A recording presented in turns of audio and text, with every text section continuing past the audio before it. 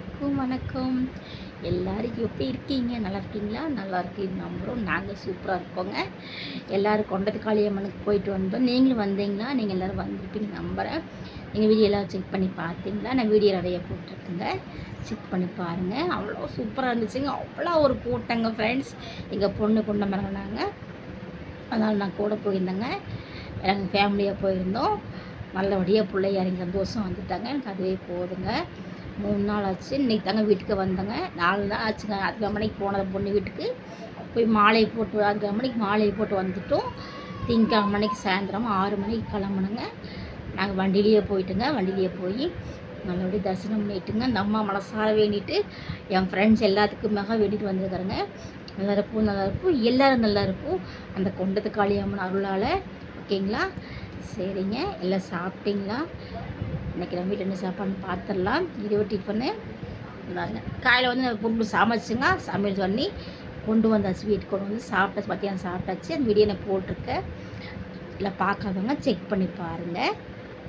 இப்போ வந்து நம்ம வீட்டில் ஒவ்வொரு நேரத்துக்கு என்ன செய்யறதுக்கிட்டு மைதமாக இருந்துச்சு. வெங்காயம் மிளகாய் அரிஞ்சு போட்டு பாருங்கள், ரொட்டி மாதிரி சுட்டுருக்கேங்க. அவ்வளோ சூப்பராக இருக்கும். செஞ்சு சாப்பிட்டு பாருங்கள். செஞ்சு சாப்பிட்டு கமலி எப்படி இருக்குன்னு சொல்லுங்கள். வாங்க நம்ம சாப்பிட்டு பார்க்கலாம். பாருங்கள், ஒரு எண்ணெய் ஊற்றி அதில் அப்படியே பஞ்சு போல் சாப்பிட்டா இருக்குது.